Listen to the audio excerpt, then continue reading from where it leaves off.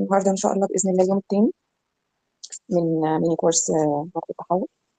امبارح اتكلمنا على 5 نقط رئيسية مهمين جدا، وفهمنا ازاي نتعامل معاهم، وفهمنا ازاي نحل ال- التبعيات بتاعتهم وندركهم ازاي ونتعامل معاهم ازاي عموما. تمام.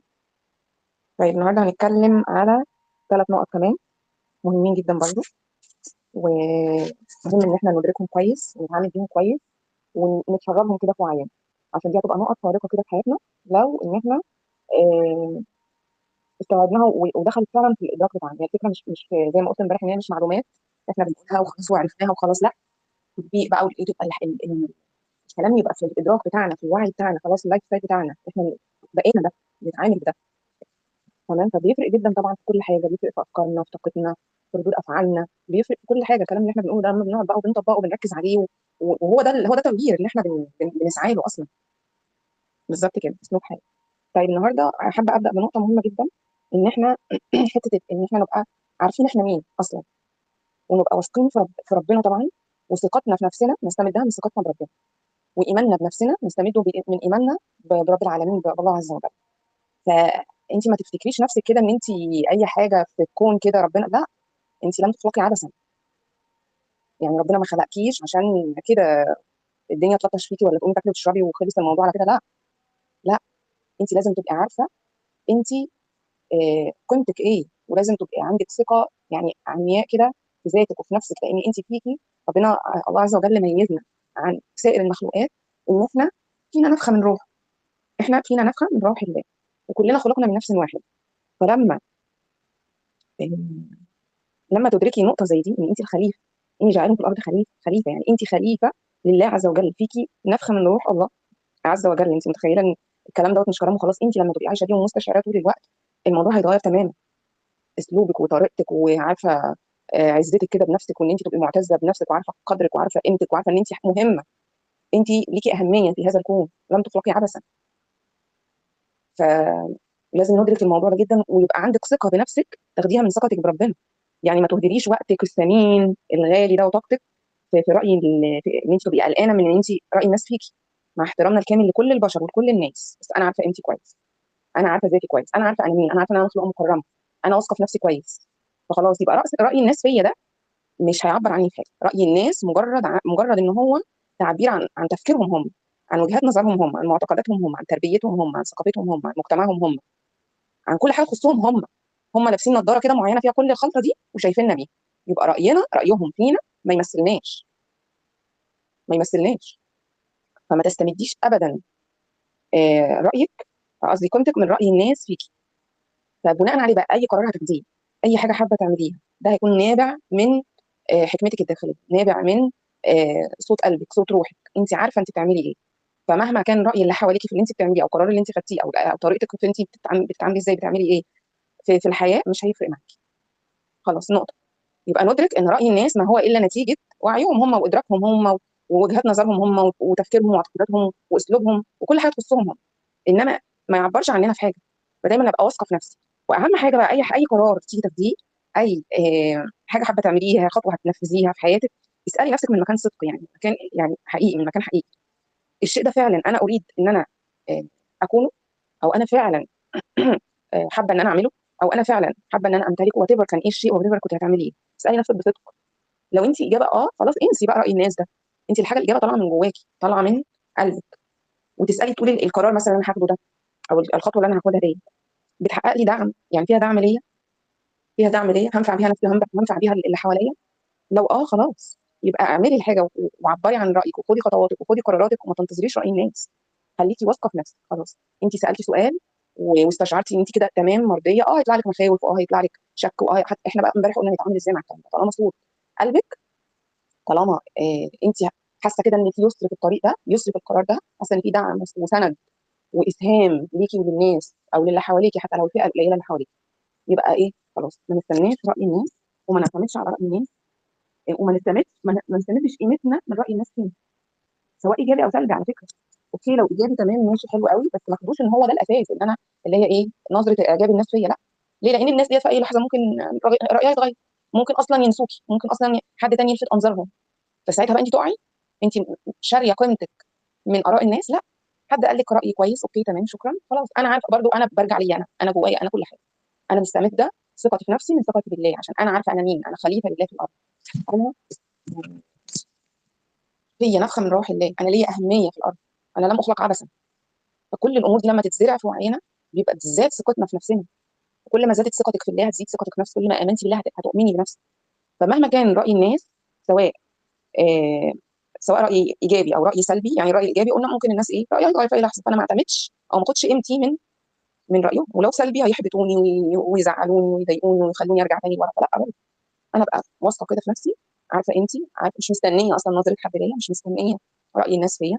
وفي نفس الوقت ما اوقفش نفسي انا لما بستمد راي الناس، ثقتي في نفسي من راي الناس، وبتهز برايهم وكلامهم السلبي، يبقى انا مش هاخد خطوه لقدام. فاحنا دايما بنوقف نفسنا كتير بسبب ايه؟ بسبب الموضوع ده، وبسبب ان احنا نرضي بقى الناس. ده حد قال لك انت ايه ده؟ ايه اللي انت بتعمليه ده؟ ازاي كذا؟ ازاي مش عارفه ايه؟ تروحي ايه عشان ترضيهم؟ تروحي راجعه الخطوه لورا تاني. وعشان خاطر الخوف من رايهم فينا، احنا بنوقف نفسنا اصلا من قبل حتى ما يقولوا الراي. من قبل ما يقولوا الراي انت بتوقفي نفسك من الخوف من رايهم. خوفك اصلا ايه ده؟ الناس هتقول عليا ايه؟ خلاص انت ستوب كده، وقفتي اصلا، عملتي بلوك. فكل ما خرجتي من الزون بتاعت راي الناس، سواء ايجابي سواء سلبي، وخدتي ثقتك في نفسك من ثقتك بالله، وخدتي ايمانك بنفسك من ايمانك بالله، وعرفتي ان انت الحاجه اللي الخطوه اللي انت مقدمه عليها فيها اسهام ليكي واسهام للي حواليكي. انت ما بتضريش حد، انت ما بتعمليش مشكله لحد، انت خليفه لله في الارض. الاشياء دي كلها بتفرق جدا، نقطه تحول رهيبه بتخليكي تتجاوزي بقى المخاوف اللي موقفاكي بسبب خوفك من راي الناس، او بسبب ان انت عايزه ترضي الناس بسبب رايهم برضه. فنقطه تحول، نقطه تحول مش بسيطه، محوريه يعني في حياتك. السرفايفل مود بقى اللي هو ايه؟ نظام البقاء، اللي هو نظام المخاوف، اللي هو الناس هتقول عليا كذا فلا، فهيسيبوني ويمشوا، فانا هيجرى لي حاجه فانا هموت. لا، انا افضل ان انا اكون في وضع البقاء، مش في وضع الايه؟ الموت، ان انا ههلك. وضع البقاء ده ان انت المخاوف بتاعتك بتاثر عليكي، عشان معتقده ان الناس، راي الناس ورفض الناس ليكي و حي... مثلا تقولي ايه؟ دول هيطردوني مثلا في الشغل، هيقولوا عليا ايه؟ ده اهلي مش عارفه هيعملوا ايه. فتبتدي ان انت ايه؟ ده انا يقولوا لي لا مش هينفع، اضطر اعيش لوحدي، هيعاملوني بسوء، فانا كل الحاجات ديت لا، ما اقدرش ان انا اعيش لوحدي، لا ما اقدرش ان انا حد يعاملني وحش، وهكذا. فليه؟ عشان خايفه خايفه اهلك، خايفه اموت، الناس لو سابوني اموت، الناس لو قالوا عليا كلام وحش هموت. يبقى قلنا ان راي الناس بيعبر عنهم هم، عن افكارهم معتقداتهم، خلاص تربيتهم ثقافتهم وكل حاجه تخصهم هم، نشأتهم بقى وتربيتهم وكل ده. اللي هو انت عارفه جمله ايه؟ ماشي تمام اوكي، رايك تمام كويس جدا، بس لو سمحت احتفظ بنفسك، ما ياثرش فيا خلاص. وبعدين حتى المخاوف اللي جات لي دي من الناس هتسيبني، والناس هتعملني، والناس وانا هيجرى لي وهيجرى، لا خلاص ماشي. قولي لنفسك كده اوكي ماشي، طب ما انا هعمل حياه جديده، اعمل علاقات جديده، إيه، اشارك ناس جديده، افكار جديده، اتناغم مع فئه جديده من البشر. وزي ما قلنا امبارح، الناس اللي هتعرض حاجه زي كده اخفف خالص كلامي معاهم ومعاملتي معاهم، والنقاش والجدال في نقطه، خلاص اوكي، لكم دينكم ولا دين، مفيش مشكله خالص. فيعني على فكره كل الناس اللي عملت انجازات في حياتها وعملت طفرات وعملت قفزات في حياتها ما سمعوش لحد. يعني عملوا اشياء مش من باب ارضاء الاخرين، اكيد هم عملوا اشياء مميزه غير مالوفه ومشي وراها. فما كانش الفكره ابدا على حد انجز او عمل قفزه حقيقيه في حياته ان هو كان بيرضي حد، او ان هو خاف من راي حد، او ان هو مشي يعني مشي ورا الكلام ده خالص. على فكره برضه عشان تبقوا عارفين، الناس اللي حوالينا ما حدش بيسقف لحد ولا حد بيشجع لحد، غير فعلا الناس المتناغمين معانا، اللي هم الحقيقيين، اللي هم فعلا فاهمين، اللي احنا نفس التردد كده مع بعض، فاهمين بعض ومستوعبين بعض. غير كده هتلاقي الناس كلها بتعطلك وبتوقفك وبتنتقدك وتعمل مشاكل وتحبطك والكلام ده. ويوم ما هتنجحي، يوم ما هتنجحي ويوم ما هتتغيري فعلا للنسخه اللي انت عايزاها، هيبداوا يشاوروا عليك ويقولوا دي كانت صاحبتي في المدرسه، دي كانت ساكنه جنبي، دي كانت معايا مش عارفه فين، دي بنت خالتي، دي قريبتي، هيبتدوا يشاوروا عليك بعدين. انما في رحلتك بقى لنجاحك وتالقك واشراكك ما حدش هيشاور عليك اصلا، ما حدش هيقدر يسقف لك اصلا، لا خلاص. بالعكس هتلاقيهم واقفين قدامك يعني انا بقول لكم الكلام ده عشان لما تلاقوا حاجه زي كده ما تحبطوش. اوكي بس تمام، احنا عارفين ان في فئه كده من الناس، بس شكرا خلاص، اتس فيري ايزي يعني. فسهليها على نفسك، ما تسمعيش كلام حد، طالما انت خدتي القرار اللي يرضي ربنا، اللي انت شايفه فيه اسهام ليكي، شايفه فيه اسهام للناس للبشر، فخلاص. فما حدش هيظهر في مشوارك في طريقك، ما حدش هيظهر. اللي هيظهر دوت واللي هيبقى داعم، ده هيبقى داعم في الاخر لما انت نفسك توصلي وتحفزي نفسك وتستمدي قوتك من الله، تستمدي ثقتك في نفسك من ثقتك بالله، وايمانك بنفسك وقدراتك من الله عز وجل. فزي ما قلنا امبارح، من الطبيعي بقى ان احنا ايه؟ لما نخرج عن المألوف نبص نلاقي ايه؟ احنا غير الناس اللي حوالينا، احنا بره منطقه الراحه اللي هي شبه ناس كتير قوي فيها. فهتلاقي رفض بقى، يعني خلاص احنا فهمنا هنتعامل ازاي مع الرفض ده، وتعلمنا خلاص ان احنا ايه؟ هنكمل، مش هنرجع تاني ورا، هنبقى باصين لهدفنا الديني، حياتنا قد ايه هتتغير لما وانا اصلا في طريق تزكيه، وانا اصلا ان انا لا استفز ولا اتاثر براي الاخرين، ولا خلاص موضوع الحزن بقى والالم وكلامه الماضي والقلق والتوتر، خلاص انا بقيت متوازنه ريلاكس، شايفه الامور كلها بحياديه، فخلاص وبعدين انت مسؤوله اصلا عن افعالك واقوالك، بس رد فعل الناس تجاه اقوالك وافعالك انت مش مسؤوله عنه. يعني قد انا كلامي ده دلوقتي انتوا بالنسبه لكم لطيف وجميل وحلو ورده افعالكم جميله وفيها سلام وهدوء وطمانينه، ناس ثانيه ممكن تسمع الكلام ده تهاجمني، انت مش عارفه بتعملي ايه، انت بتقولي، انت رايك ازاي، احنا ما اتربناش على كده، احنا تهاجمني. يبقى انا مسؤوله عن اللي انا بقوله، عن كلامي ده وعن افعالي. انما رده فعل الناس على كلامي وافعالي انا مش مسؤوله عنها، سواء اللي خدها بالايجابي او خدها بالسلبي، انا مش مسؤوله عنها. انا فقط قلت حاجات وعبرت عن رايي انا مرتاحه له جدا ومستمده من، يعني من ارشاد داخلي جوايا، من نقطه اتصال بيني وبين رب العالمين. فخلاص انا عارفه انا بعمل ايه وواثقه من نفسي في كلامي دوت، وعارفه ان انا بفيد نفسي وبفيد الناس. والله اللي شايفه افاده اهلا وسهلا بيه، اللي شايفه افاده وشايفه حاجه ضرر اهلا وسهلا بيه، ورايه كله. بس نقطه، خلاص الموضوع فيري سيمبل. فهتستفزوا، هتقابلوا رفض، هتقابلوا حاجات كتير. دوركم بقى ان انتوا تعرفوا تتعاملوا مع اللي بيظهر على السطح عندكم ده، انما مش ان انتوا تبقوا مسؤولين وتقعدوا تأنبوا نفسكم، ده فلان اتضايق، ده فلانه غضبت، اتعصبت، اتعملت، جدلت. انت مالكيش دعوه، هم مسؤولين عن ردات افعالهم وعن رايهم، مش بتاعتك وما تخصكيش. ما تشيليش نفسك حاجه مش بتاعتك اصلا. خلاص كل واحد ليه وجهه نظر بيقيم الاخر بيها، وكل الناس كل واحد فينا وجهات نظر مختلفه عن الثانيه، فكل واحد يبقى ليه راي مختلف عن الثاني ويقيم اللي قصاده بدرجه وبشكل مختلف عن الثاني. فانت خليكي مسؤوله عن افعالك واقوالك انت بس. فحطي نفسك كمان يعني اولويه ان انت تكوني متزنه. ماشي انت بتسيبي لنفسك ايه اللي انت بتعمليه ده، ماشي عيشي الواقع، قولي له الواقع هو وقوع اللي داخلنا. انا داخلي اشياء غير اللي داخله، كل واحد فينا جواه اشياء غير التاني، فالواقع بتاعي طبيعي يكون غير الواقع بتاع ده بتاع ده بتاع ده. لا. وبعدين لما انت لا، لو طبقتي خطوات حد مشي عليها قبل كده، مش شرط يكون، ما هو انت لما بتطبقي حاجه بتحسي بقى جواكي، انت بتسالي سؤال هل الحاجه ديت فيها دعم ليا، فيها اسهام ليا، وبعدين لما تجربي بتشوفي نتائج. هي ما فيش مشكله ان انت تجربي، انا مش قصدي كلامي ان انت تمشي على الحاجه اللي جوه اللي بتجيلك انت وبس، لا، انت يكون اصلا ان انت في خطوات معينه او في تقنيه معينه طبيه او في موضوع معين او حتى في فكر معين انت هتنفتحي عليه. انت من باب التوسع ومن باب العلم ومن باب ادراك الافكار اللي حواليكي، انت بتبتدي ان انت تاخدي خطوات اتجاه وتقري فيه، بتعلميه، بتطبقيه، وبعدين بتقيميه. انت من الاول خالص لا هو حلو ولا هو وحش، هو حاجه هي دي تمام. طب انا هقرا وهتعلم وهجرب وهمشي على الخطوات دي، والله فادتني ما فادتنيش خلاص، ارتحت فيها ارتحت، ما ارتحتش خلاص. وارشادك نفسه السؤال اللي انت تساليه هتقولي يا رب هو دي حاجات هتفيدني، هي الحاجات دي فيها اسهام ليا؟ لان ممكن انا مثلا يعني بعمل حاجه بطريقه معينه غيري ما يستفدش بيها، والعكس. يعني في تقنيات كتير وفي مدارس كتير الناس منبهره بيها، انا لما اتعلمتها وعرفت عنها وطبقتها ما حسيتش، لا، ما حسيتش ان انا متوافقه معاها، ما حسيتش ان هي بتساهمني، ما حسيتش ان هي حاسه انها تقيله عليا، مش هو ده. بس فخلينا نقول ان احنا ايه بقى، كل مره بنرضي فيها اللي قصادنا وبنصدق رايهم فينا واحكامهم علينا، احنا بنديهم سلطه اصلا، نديهم سلطه عليهم لينا، لان انا كده بستمد قيمتي وثقتي في نفسي من رايهم، وبمشي ورا المخاوف اللي بتمنعني ان انا مخاوف من رايهم ديت ان انا هاخد خطوه اروح موقفه نفسي. بنمنع نفسنا من التقدم وبنمنع نفسنا من التوسع وبنمنع نفسنا ان احنا نكون احنا الحقيقيين، وان احنا نقوم بدورنا اصلا في الحياه، وان احنا نمشي ورا اشياء جميله يعني تعمل لنا نقلات كتيره في حياتنا ارضاء للاخرين. فاحنا دايما نستمد قيمتنا من ربنا، ويخلينا بقى صادقين مع نفسنا زي ما قلنا وحقيقيين وعارفين الدوافع اللي بتخلينا نمشي في الخطوات اللي احنا بناخدها. انا نيتي ايه اصلا، نيتي مركزيتي ايه؟ مركزيتي الله عز وجل، يبقى خلاص مركزيتي بقى الهوى، ومركزيتي شكلي، ومركزيتي ان انا يتشاور عليا، ومركزيتي الايجو، ومركزيتي ان انا ده قصه ثانيه. بصوا فرق النوايا بيفرق. فانت طالما انت واثقه ان انت ماشيه في مركزيه ربنا ارضاء لله عز وجل، تعملي حاجه فيها اصلاح، تعملي حاجه فيها احسان، خلاص صححي بقى نواياكي، صححي نواياكي وتاكدي ان انت قراراتك وخطواتك واختياراتك منطلقه من مكان فيه صدق واستقامه، مش الهوى، مش الشيطان، مش بنتبع خطوات الشيطان. تاني حاجه برضو مهم تاخدي بالك منها، ان انت تثقي في حدسك. الحدس اللي هو ايه بقى، اللي هي الاشارات الربانيه اللي ربنا بيبعتها لنا، بدل ما نروح نسال بقى خالتنا ونسال حاجتنا ونسال جارتنا، في نظام ارشاد جوانا بس احنا مش مفعلين. اتكلمنا في الموضوع ده قبل كده كذا مره، كذا لقاء لينا، قلنا ان ربنا ما خلقناش كده وسابنا، لا، خلقنا حط لنا نظام ارشاد جوانا، بس الفكره كلها ان احنا مش مفعلين. ليه؟ عشان بنقلد غيرنا، نقلد ربنا عليه اللي عارفينه من اهالينا. اسالي خالك، اسالي عمتك، ولا مره حد قال لك اسالي نفسك، اسالي ربنا، اسالي جواكي كده اعرفي. وانا كل الايجابيه جوانا، كل الردود اللي احنا بنستناها، بس احنا مصرين ان احنا نبص لبره، ان احنا نفهم الرسائل وناخد الاشارات اللي تمشينا من بره من البشر، وسايبين رب البشر. فنبقى واعيين كده وفاهمين ان احنا ما نروحش لبره، خلينا جوانا، ان الله لا يغير ما بقوم حتى يغيروا ما بانفسهم. يبقى انا اركز مع نفسي، اركز اركز في صوت قلبي، اتصل بالله رب العالمين، اتصل بروحي، بالبوصله اللي جوايا، بالارشاد الالهي اللي جوايا، اسال رب العالمين. وبعدين ايه؟ ان اتبع الا ما يوحى الي. خلاص ربنا اوحى لي، اداني اشاره، ابقى بس في حاله حضور عشان اشوف الحاجات دي. طبعا اتكلمنا عن الحضور امبارح في استفاضه، وربنا بيقول ايه؟ واذا سالك عبادي عني فاني قريب اجيب دعوه الداعي اذا هو قريب، اجيب دعوه الداعي اذا دعا. انت مجرد ما هتسالي ربنا وهتدعي وهتطلبي الدعم من ربنا هيجيب. بس قال حاجتين، قال ايه؟ فليستجيبوا لي وليؤمنوا بي. خلاص، حتى لو ظاهر الرد اللي جاي لك والاشاره اللي جات لك انت ممكن عقلك يصور لك انها حاجه خطر وحاجه ما تنفعش وحاجه ازاي كده وايه ده معقوله، وتبقي شايفه تماما انها غلط، انها ما ينفعش، وهو رب العالمين هو بعت اشاره واضحه وصريحه لا اعملي كذا. يبقى فليستجيبوا لي، تنتبهي للاشارات اللي ربنا هيبعتها لك، هي دي الاجابه، وليؤمنوا بي. وتبقي متاكده ان هي دي اللي فيها الدعم ليكي، هي دي اللي فيها الصالح ليكي، هي دي اللي ربنا اختارها لك، هي دي اللي فيها الخير ليكي. لان هتلاقي مقاومه من النفس بتاعتك ومن الايجو ومن الشيطان بقى وافكارك وبتاع، ايه ده ازاي اسامح، ايه ده ازاي اغفر له، ايه ده ازاي اسيب حقي. وانت بتسالي مثلا اخد الحاجه ولا ما اخدهاش، اروح ابهدل الدنيا زي ما بهدلني وربنا بيبعت لك اشاره خلاص سامحي واغفري، خلاص اعفي واصفحي. هيطلع لك بقى اصوات كتير، لا لازم تروحي تاخدي حقك، لا لازم مش عارفه تعملي، لازم تروحي تتكلمي عنهم زي ما ازوجك يتكلموا عليكي كلام وحش. والاشاره جايه لك وانت مش بتستجيبي، انت بتستجيبي لمين؟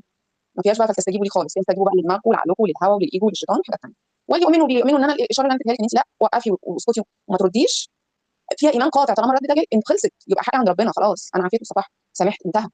خلاص هتشوفي المعجزات بقى بعد كده لما تسمعي صوت قلبي. دايما بس ركزوا اتصالكم، السر يا جماعه كله في الاتصال بالله عز وجل. عايزين بقى تفعلوا اي حاجه من اللي انا بقولها دي، اتصال بالله عز وجل، هتشوفوا معجزات. وهي اصلا مش معجزات، دي حاجات موجوده اساسا، بس احنا شايفينها كبيره قوي ما تنفعش وازاي ومنين. بس كل ما هتتصلي بالله كل ما هتشوفي ان الحاجات دي مفعله اصلا في حياتك، وسهله جدا ان انت تتجاوزي بقى الانا وتتجاوزي الخداع اللي بيجي بقى من الشيطان وعمايله. غيري النيه، غيري النيه، مركزيتي دلوقتي الله.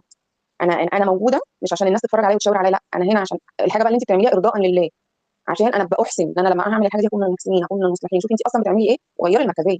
اهم حاجه برضه موضوع المركزيه ده، اسمه صلحي النوايا، صلحي النوايا، اتصلي باللحظه، اتصلي بالله، خلاص خلص الموضوع. وما تخليش بقى الشيطان، ممكن الشيطان نفسه يتلاعب بيكي ويقعد يقول لك لا انت نيتك مش واضحه، لا انت نيتك مش عارفه، لا هي من اول لقطه مجرد ما هتتذكري الله خلص الموضوع. الشيطان اصلا بيهرب. بصي بقلبك انت تبقي مستحضره كده ان انت في معيه الله. الله عز وجل بيقول ايه؟ هو معكم اينما كنتم. مش محتاجه اصلا، انت بتعملي خلوات وحاجات من دي حلوه قوي وجميل وانا بعملها، بس انت مش محتاجه، انت في اللحظه دي في الثانيه اهو دلوقتي وانا بكلمك انا متصله بالله، خلاص انا في معيه الله. وهو معكم اينما كنتم، هو معايا اصلا.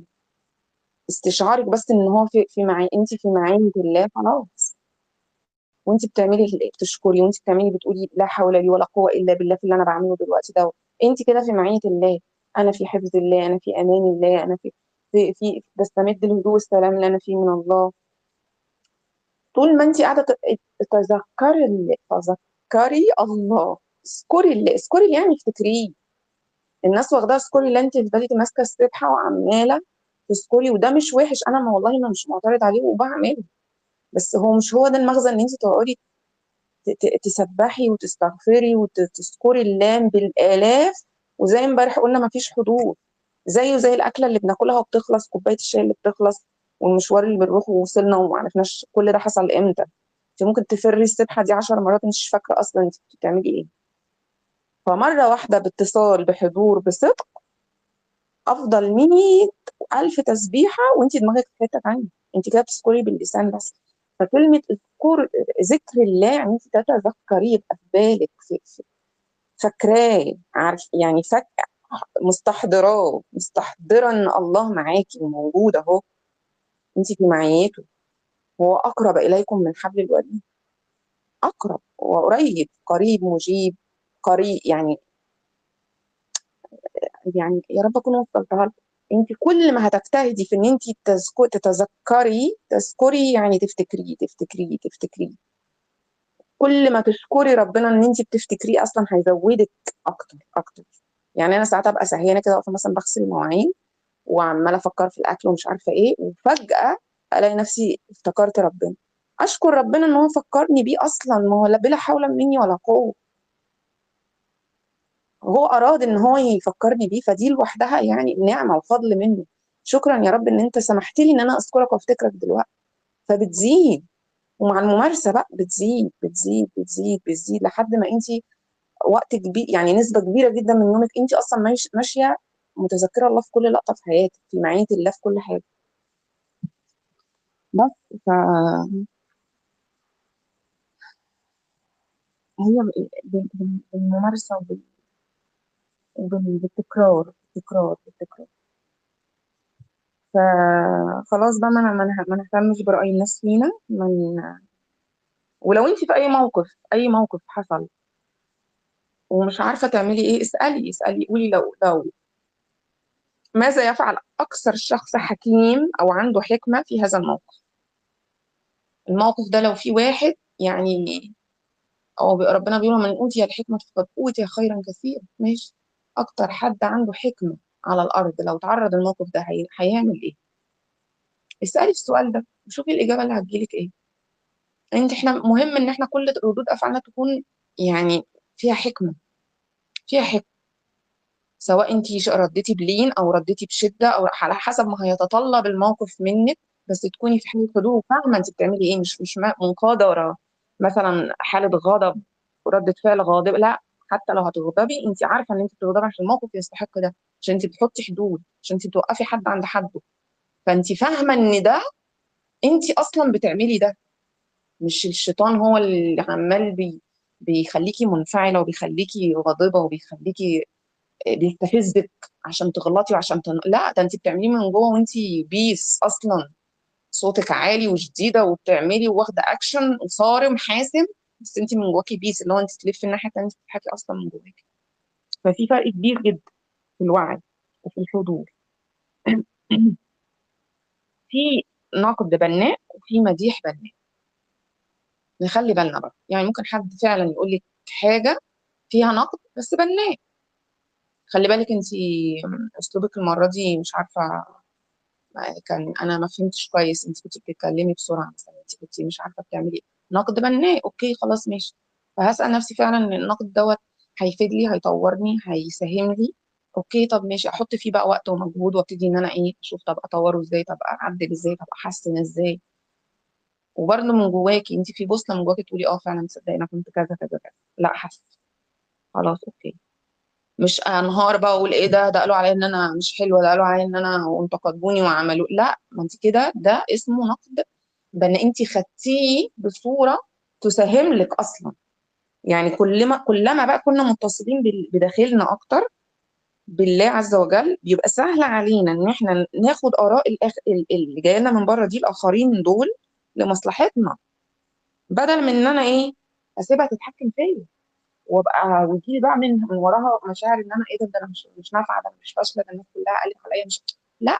اوكي انا باخدها من باب حياد، اوكي طيب تمام، فعلا انا عندي النقطه دي، خلاص مش خليني اشوف الموضوع، فعلا انا فلتت مني اعصابي ويعني كان الموضوع اوفر مني، كنت المفروض اكون اهدى من كده، اوكي ماشي تمام.